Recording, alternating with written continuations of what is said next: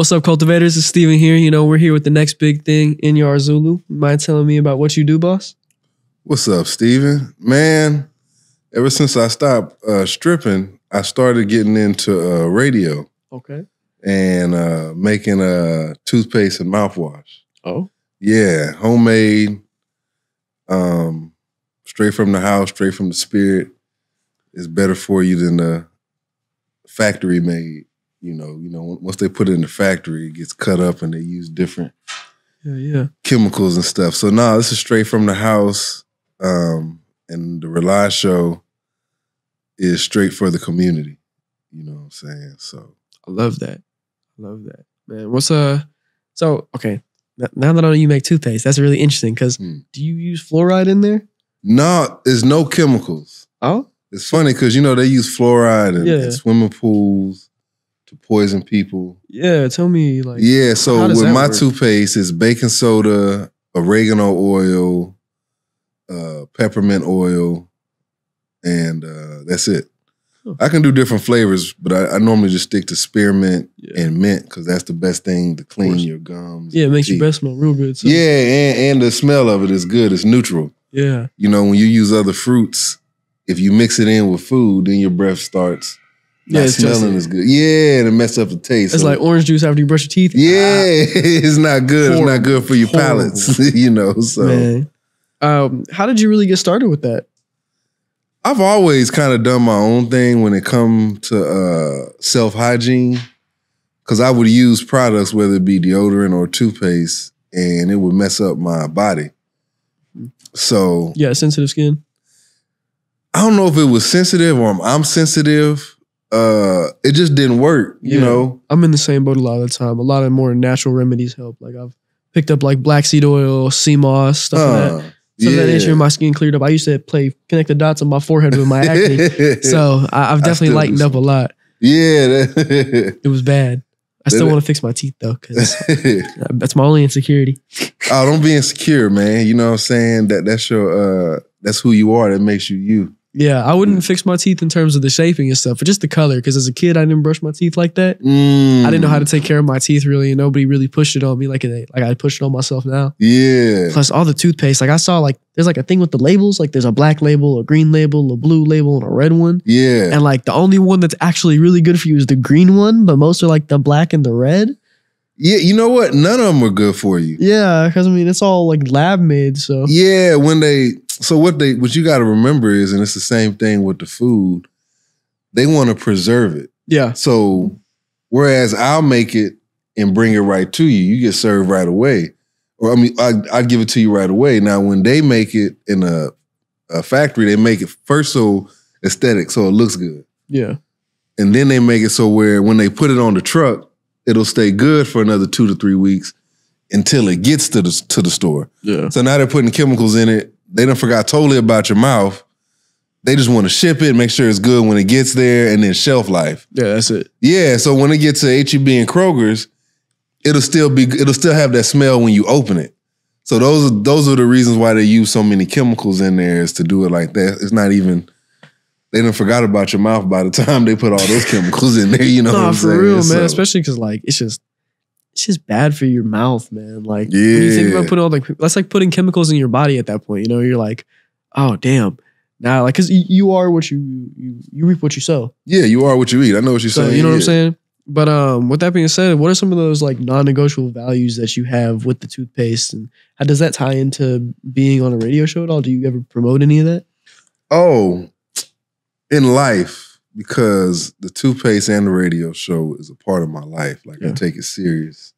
You know, nothing I would do with my toothpaste, I would never sell it to a Colgate. Yeah.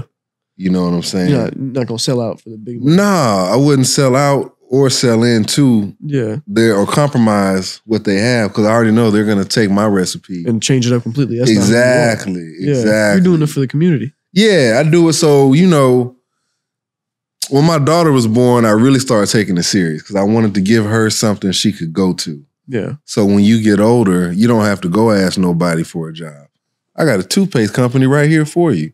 Yeah, and then and on top of that, I don't want you using what's in the store. Yeah, because I've heard like, I know for little kids, like for instance, fluoride is not good for your teeth, so they make the fluoride less toothpaste. Yeah, for little kids, and instead of doing all that, still putting chemicals in their body, you can really just go ahead and use your own products. Like, sweetheart, I got you. Come here. Yeah, just come right here. Yeah, I'm gonna just brush your teeth for you. And for the people out there who can't necessarily, who don't want to buy it or want to do stuff at home, baking soda and water is good. Really? You know. You think that'll de-yellow my teeth?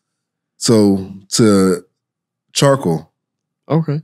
So I know they probably sell charcoal powder, but if you barbecue, get the charcoal and scrape it into some baking soda and coconut oil. That's the other ingredient, coconut oil. And let it sit on your teeth and then rinse it off. You ever been to a mechanic shop? Yeah, of course. So you know when they work on oil, right? Yeah. And then regular soap don't work on their hands. Nah, yeah. They got to use that. You can almost dip your hands in the dirt. You can put your hands in the dirt and then wipe it off, and then the oil that's been on your hands will come off. They got a special soap in the shop, but you can dip your hands in the dirt, put it on there, and then put the water on there, and it'll scrape right off, because with regular soap, it won't work. Same thing with charcoal on the teeth. Use some charcoal, put it on there, rinse it off, with some water and baking soda, because the baking soda will get rid of the germs. Depending on what type of charcoal you use or how burnt it was or whatever, the baking soda will clean it pretty much. Or the oregano oil.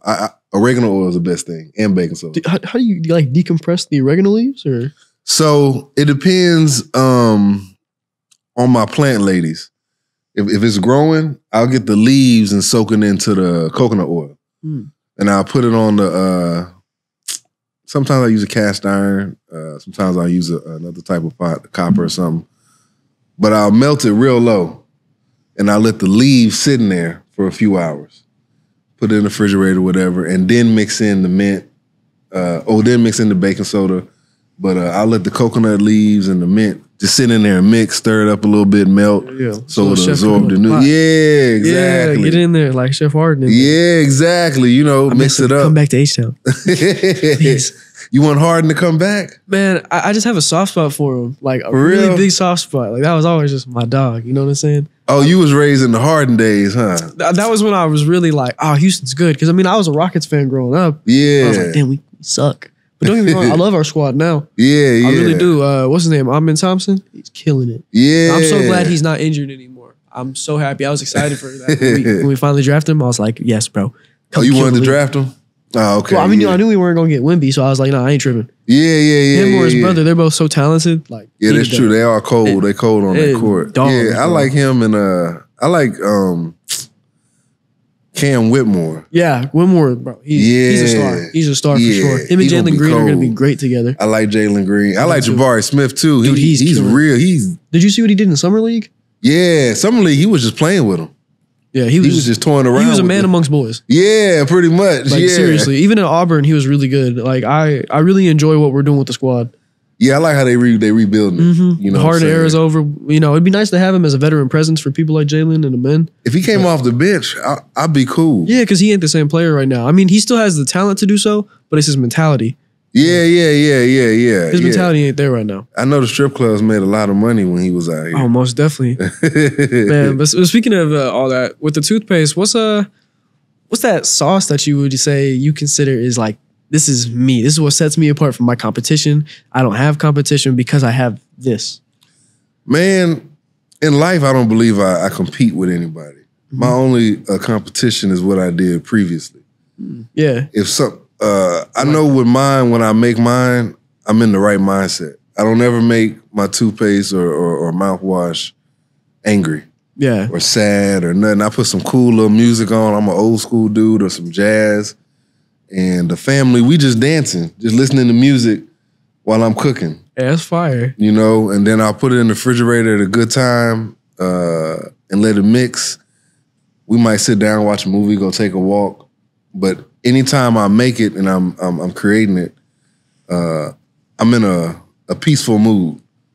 I'm in tune with everything. Happy. I'm praying over it. Yeah, that's a big thing too, because the laws of attraction and all that kind of stuff. Like what you put into the world is what's going to be brought back to you. So if you put that into your toothpaste, gonna come back even better. Exactly. It's gonna come back to me, but when people use it, they're gonna feel it too. They're gonna feel it because I make it to clean and to clean your mouth and to heal. To heal. There we go. Yeah. To heal what's going wrong with your inside your mouth. So yeah, clean and heal. I like that. Yeah, especially there's a lot of people like, if you have cavities, I'm sure there's a bunch of stuff that you could probably do with that to even heal that naturally yourself. Yeah, you know what? If you got cavities, neem oil, raw neem oil is good, which I use sometimes in my toothpaste. I'm going to have another version with that, but the oregano oil.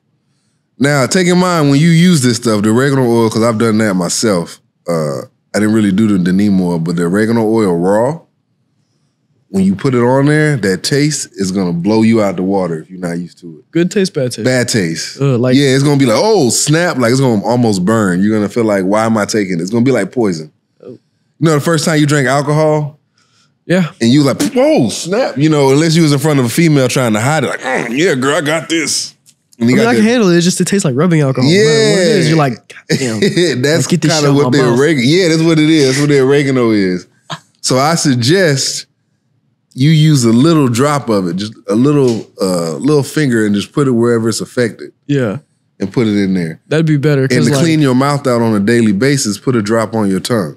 Huh. Yeah, because I know like with tongue scraping's a big thing too. Because that's where the bad breath hides. You should always brush your tongue. Yeah. In the side of your mouth and above and all that. Wherever the skin or like skin would be, you brush that because that's where everything traps. It's like your skin holds moisture. Exactly. It smells. And I know you've eaten food and later on in the day, you're like, what is this in the back of my mouth? Mm-hmm. It's in your gums, Did you know your gums are alive? I'm going to be honest with you. Your whole body is alive. Yeah. Think about it. If your gums are alive. Yeah, because like they can like swell up and like move with it and grow over the teeth. That's why they tell you get rid of the plaque. Yeah. So you can actually like have healthy gums because otherwise gingivitis and all that other type of stuff really affects you. It's crazy. You do the same in life. You got people that's in your life who's not doing nothing. You got to get rid of the plaque or they're going to swell up and you're going to be sick. It's like birds of a feather. They really flock together. Yeah, they flock together. So if you're in that same nest, then the nest is infected. That's why it's nice to be here, on my way to be somebody. I'm surrounding myself with people that are already getting there or are there. So you get to learn, you get to bring more people in because you never know who's going to walk through that door. True. You really don't. True. But, so have you sold to a lot of consumers so far or is it just like an in-house thing? Strictly community. Okay. We took a break for a couple of years, but previously we were selling to just people in the community, really. We would go to different pop-up shops. Mm-hmm. And then from the pop-up shops, we'll meet people that liked it, and then they would just call us and we'll deliver. Or they'll meet us at another pop-up shop we was at. But I haven't gone into the stores yet. I've been close, but some of the rules I didn't agree with. Yeah. So I was like, for right now, until I could fully figure out my place in that structure, I'll just do it to regular, to the people who I want to help. Yeah, because I was going to say, have any of them ever come back to you with like really big positive feedback that's really just like embodied what you're about with your products? Oh yeah, all the time, man. People tell me all the time, yo, this feels good in my mouth. I stopped using my other toothpaste. My teeth look a little whiter. The cavity I had don't feel as bad. I brush it with it every day. I know that makes you feel real good too. Man, it makes me feel dope, man. Like that's really my payment. Mm-hmm. That's your way of being a doctor too. Everyone wants to be a doctor. They want to help somebody. Yeah. But nobody wants to go through all that school and, yada, yada. So they're like, hey, what works for me that I can give back to others? Like for me, it's inspiring somebody mentally. For you, it's giving back maybe their mouth. Because a lot of people, like I said, insecurities, it's just they don't have good hygiene. They don't learn how to have those habits early. So you have to develop them later on in life. And if you have a product like that, I feel that really elevates where you're at. I think that's definitely a really big thing for you and everybody else that would be a consumer of it. Definitely. And school, man, that's nothing but what you teach yourself. Mm-hmm. Some of the, speaking musically wise, one of my favorite producers was DJ Quick. Yeah. And he produced a whole bunch of stuff on Pac's album. He done did stuff from Pac to Kendrick Lamar, right? Kendrick the GOAT, for real. And he didn't go to school for it. Yeah, I mean, a lot of the people, like, if you look at the Migos, I think they didn't graduate high school or something like that. But my grandma, my uncles, they didn't graduate, but they all had land. Yeah. made their own food. Didn't need a grocery store. They were the grocery store. Yeah, that's how it should be though. Everyone used to trade and hunt. And do, like, you know, it's so like, what do you call it? Demonetized now with like, oh, the grocery store's right here. I'm supposed to go there. Like, no, we used to go hunt for our food. Yeah, we used to trade goods because, you know, now you have funds and all this stuff, and it's not necessary in my opinion. Yeah, you had hunters, and then you had the people when the hunters came back that would clean the food. Mm-hmm. And then after that, you know, clean it, prep it, and everything. People cook, and then you had those that would consume. Yeah. But you didn't need the store because you can get it straight from the horse's mouth. So yeah, I definitely agree with you. We gotta. I preferred that time to what we is now. It's so it's an evil world we live in because people choose to be evil, which is the saddest part. Yeah, they're used to it. They're comfortable there. Yeah, that's the thing. If you're comfortable with being uncomfortable, you're gonna put yourself in such a better place to succeed. It's just like it's very fulfilling. I guess you could say. Yeah, I've noticed myself like. Whenever I'm the most comfortable, I realize I'm not doing what I should be doing. I'm just like, nah, this isn't Steven. So I'm like, I've got to get uncomfortable so that way I can start to grow and challenge myself and really just, you know, reach new heights because I'm like the man that no limit can hold is what I want to be. You know, you got to set your new comfort level. When you might be comfortable in what you're doing because you're not challenging yourself. Yeah. Once your comfort level is challenged, you're like, oh. You see what I'm saying? You quiver a little bit, but it's how you stand up to that quiverness. Yeah. It's how you build through it. Because, you know, when you're uncomfortable, it's just you're not used to it. Yeah. You're not used to being like, all right, I can't just... When you start taking accountability. Yeah. That's a big thing is being accountable with yourself and like really self-actualizing. Exactly. So if you, like you said, you want to be in rooms with people where you can help people. Mm-hmm. In order to help anybody, you must first help yourself. Yeah. You got to have your mind right before you can go out here and say, you need to do A, B, and C. I got to do it for myself. I got to, proof's in the pudding. Yeah. So you really got to do that. You really got to do it yourself or you ain't got no business telling anybody anything if you haven't first done it with that man in the mirror. I agree. So what in your community, what are some of the things that you really do to like vibe with everybody? Like, would you say you have a pretty fair share of like camaraderie between everybody? Those who I'm around, yeah. Mm-hmm. Quick story. I used to go out and just talk to people. Random people, man. I lived in Cali for a minute and I talked to all the homeless people. I like that. Not all, but I talked to the ones I was around. I like doing that myself because they're really insightful. Yeah, they really are, man. And I learned being in... A lot of us is this close from being homeless. Yeah. I feel this close. Me and my parents, we're really not far from being homeless. You know what I'm saying? And those are the people I talk to the most of the time. But when I was in Cali, I've done it out here too, but Cali has a high homeless rate. Like, yeah. Them in Washington both. I haven't been to Washington yet. But really? I mean, I haven't either, but yeah. I do a lot of research, I guess you could say. Yeah. And I've really found out like the homeless population over there is really sad because you see it everywhere. Like I know in Austin, I think it's illegal to be homeless or something like that.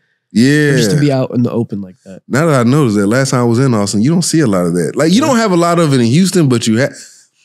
Someone told me from, downtown by the bus station. Mm-hmm. Someone told me from Cali, y'all ain't got no home. I said, yeah, we do. We got people under the bridge. But when you go to Cali, I was in NorCal. I was in Oakland, Vallejo, San Francisco. So you got people living out here. Take in mind, to get a house out here, your credit score got to be perfect. You got to be on your job 19 years. And that's just for a house in the ghetto. You know what I'm saying? It's not easy. The homeless people was literally living on the side of the freeway in the trees, under the bridges. They're in the trees. Yeah, they really were in the trees. And Oakland has mountains, and San Francisco has mountains when you go up there. And the homeless people would be in the spots where the house wasn't at.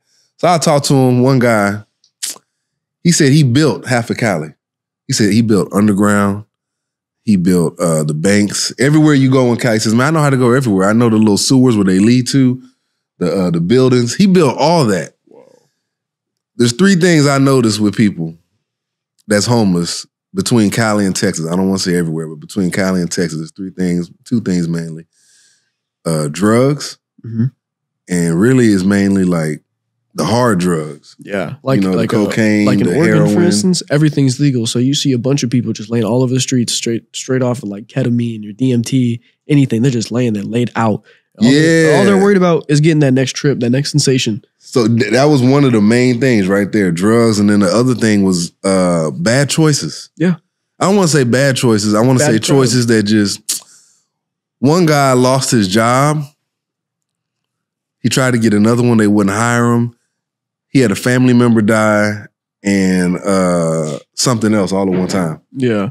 And that's how he got homeless. This shit happened. Yeah, stuff just happened. And everybody got tired of him living in there, but he was on drugs. I think he had a drinking problem, but that's what led to it. And I seen everybody, homeless people, I've seen every color homeless. That's what trips me. I was like, everybody, like, especially in Cali, because people come to Cali to become an actor, all this other kind of stuff. Yeah, they're trying to pursue something.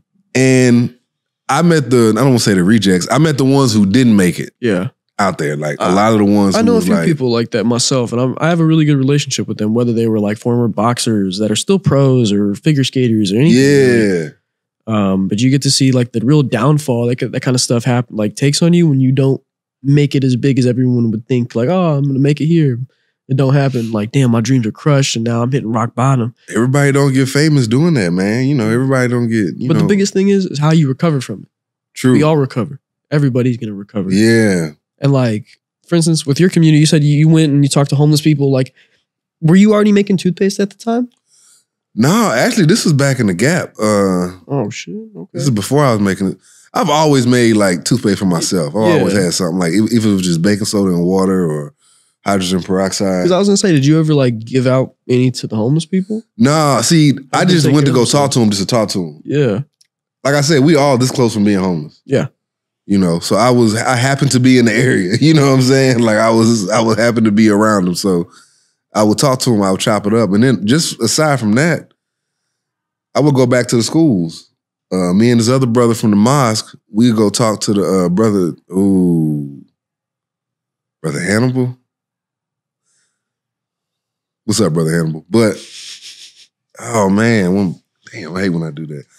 But from the mosque, we would go to the high school and talk to some of the kids in there who was pretty close to being becoming a kingpin. Mm-hmm. Whether it be drugs, pimping, kicking in people's doors. Yeah, we'll go talk to them and give them other avenues, to do different things they could do, different ways they can invest their money. So I would just do that because I wanted to, because I had been I wasn't no thug or nothing, but I had been in their shoes and I seen where it leads up to. Yeah, you're like, I don't want that for me. I don't want that for my family. Yeah, I don't want that for y'all. Yeah. So if I can come back and show you, and I knew who they was around, so I can point. I said, hey man, take me to your hood. Take me whatever street you from. I promise you, I don't promise you. Most likely I'll know somebody. Yeah. You take me there and I can show you where he was in your shoes previously. And where I'll make him tell you, now I don't know, I'm going to beat him up, but we'll sit down and have him come in the Jesus meeting. Yeah. And I'll tell him to tell you, where was you at when we was in school? Tell him the truth too. Don't give him this facade that, I got X amount of money in my pocket. How did you get that money? And what did you do to get that money? Yeah. So I would do that with them just so they would be like, hey, this is the other side of that. This ain't, don't glamorize the nonsense. It's not a good thing, especially because if you want to do it the right way. Because otherwise it doesn't stay with you. Like my dad, he was involved in some stuff. He made good money, but because of the way he made it, he wasn't actually able to do anything with it. So he couldn't invest. He couldn't do nothing. And meanwhile, he always preached to me, if you're going to make money, do it the right way. And so now on my path, I learned a lot from my main man, Truzy, actually. Shout out Truzy. He told me, if you want to make it to the top and you want your homies with you, you got to get there first because not everyone's made it for the top. Mm-hmm. So once you get to the top, come back down and show them how rigid it might be to come up them steps. Mm-hmm. So I dig that. It's a real big thing that just really, what's the word? Get yourself ready for it. Yeah. And then after you're there and you've experienced it, now you can share that with others on how to get there with you. Because at the end of the day, you don't want the top to be lonely. Nah. We're all a community together. So why not, enrich that? You got to put everybody in place. Mm-hmm. Once I get to the top, and I know how you are, now I can tell you where to go. Yeah. Hey man, you'll be good for this.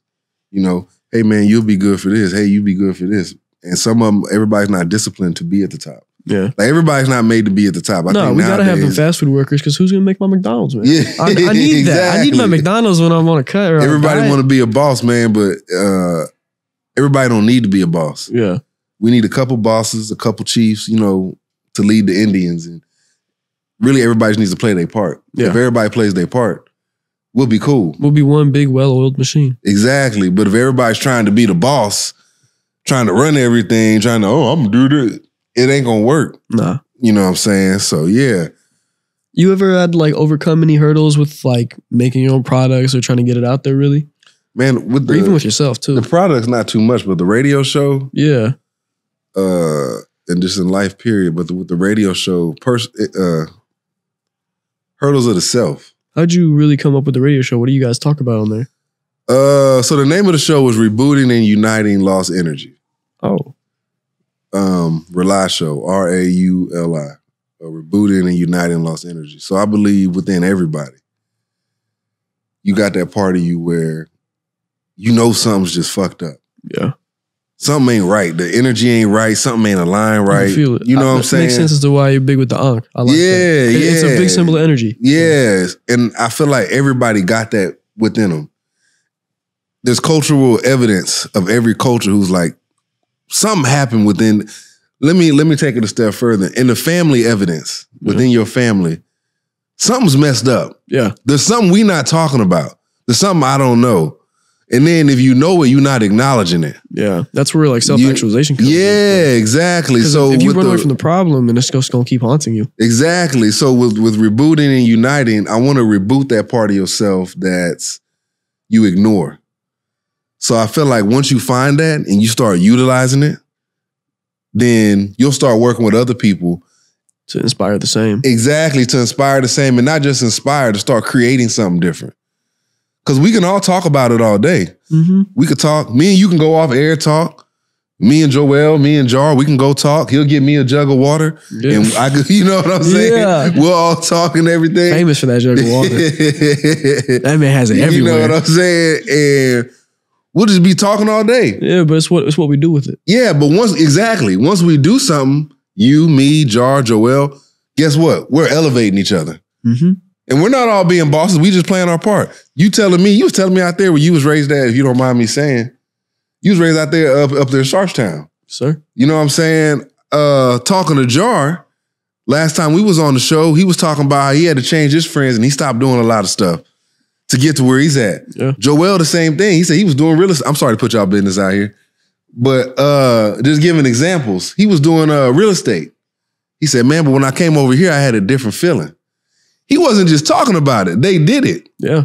You see what I'm saying? Same with you. You was telling me out there, I'm from Sharpstown and, you know, a drive-by wasn't nothing. So, but now, are you near any drive-bys? No, I keep myself away from that. Obviously, repeat that. You do what? I keep myself away. Exactly. You ain't just talking about it, you doing it. Yeah. Otherwise I'm gonna lose my life. I don't want to do that. I had a friend, really close friend. He's like a little brother to me. He got shot in the leg when he was 14. Mm-hmm. Every day he was in the hospital. I was on the phone with him. I was texting him. The day he got out the hospital, I was there helping him out that truck. I was making sure. I was like, nah. Because I was so scared when I heard about it. I was like, bro, did I just lose somebody like that? Just to something that I could have lost myself to? Yeah. And that for me is just not applicable. Like one of my closest friends, he just had his first child. God bless him. I want to make this a world where that little man, my little man, everybody's little men and women, they can grow up to be somebody they want to be. Not have to worry about, am I about to lose my life today? Because it can happen in your sleep. Yeah. But having it from tragedy, not only does it hurt you, it hurts your family, people surrounding. It hurts the person that did it because now you're going to have to pay for your crimes. Yeah. So why spread all that negativity and all that hate? That's what Rely's for, man. To not only talk about it, but let's start connecting and doing something about it. Yeah. And I think that's what's lacking in society, man. We're not actually making those moves to change. You know, everybody's struggling somewhere. I agree. But if we sit back and talk about, hey, man, I'm struggling here. Oh, well, I'm struggling here. So now you struggling here, I'm struggling here. There's a middle. I can help you with this. You can help me with this. And we ain't got to struggle by ourselves anymore. That's the point of the Rely Show. Yeah. Have you had like a eureka moment with that yet? Yeah, man. I've had people call in and we've meet up outside of the show. Mm-hmm. And that was I told Joel about it when I first met him. Yeah. And we was chopping it up at the front. And this brother, for some reason, was believing in me. So I said, let me come back up here and check this CCN out, see what they about. And I'm here now. Shit, I'm glad. So that's a eureka moment right here. Eureka, it happened. You know, you know what I'm saying? Like I said, I'm really glad because I mean, you're setting a trend for everybody. This is the type of trend that we need. You know? Yeah, like we really, really need this. Like, how else would you say you've really kind of gotten that impact out in your community to make more people want to be able to spread that love? Showing them. I'm my best example. I ain't gonna tell nobody to do something that I ain't doing. Yeah. You know, I'm not gonna say, hey man, we need to work together, and I'm not working with nobody. Yeah. You know what I'm saying? I lead by example always with my kids. My kids see me doing something, I want them to repeat it. I don't want them to see me doing something. I'm like, don't do that, don't do that, don't do that. Yeah, you know? no, it's bad parenting at that point because I realized like children are born pure. So however they turn out, if they turn out negative, that's because of the way they were raised. It's not the child's fault ever until they get old enough to have that conscience. But you got to raise them right so they know like, oh, this is bad. Because we all know we have that, what's that? What is it? What's it called? Yeah, you know what I'm saying? Like everybody knows our right from wrong. Like you just get that little feeling in your chest, that voice in your head. You're like, nah, I shouldn't be doing that. So it's like, do I listen to that or do I just say, you know, screw it, I'm gonna have a good time? Not just the parents. The parents got to do their job. I totally agree. But sometimes you get put in a situation where your parents suck. Yeah, they're dumb as shit. So it take us as a community. Man, it's an African proverb. It's probably a Swahili proverb. Well, now it's in English. It takes a village to raise a child. It does. You know, and I'm going to create that village to where if you really about the future, if you really about helping the kids and the past, helping the elders, because the elders need help too. They still, not like they dead. You know what I'm saying? Yeah. They need help also. Some of these elders some of these elders are 75 years old and still got to go find a job. They're still just learning just like we are. Yeah. It's a constant goal for knowledge. Not only are they learning, they still got to survive. Yeah. You see what I'm saying? And think about it, 75 years. That's retirement. They didn't have internet. Shit, no. I didn't have cell phones and internet when I was young. Yeah. I had to get used to that when I got older. When I want to go get a job, it was a piece of paper. I'm calling the place, I'm up there, I'm talking to these people. Hey, what's up, man? Y'all hiring? I had to make a connection with that. Yeah. It wasn't no internet to where I filled something out or did some application online. Yeah, a video interview where you do it on the camera, which that shit is cute. It's cool. You know, it's evolving. I'm not knocking it.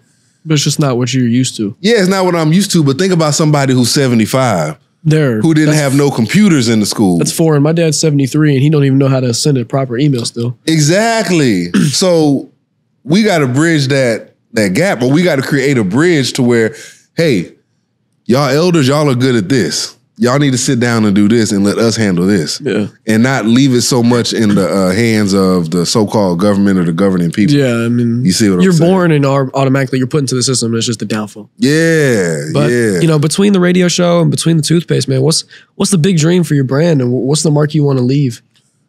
Man, my main goal is to create my own community. Create my own community where we're self-sufficient. You in the right place then. We're all about it. We cultivate it. Yeah, and that's exactly what I want to do. Cultivate it, and then when my kids get older, they have their culture.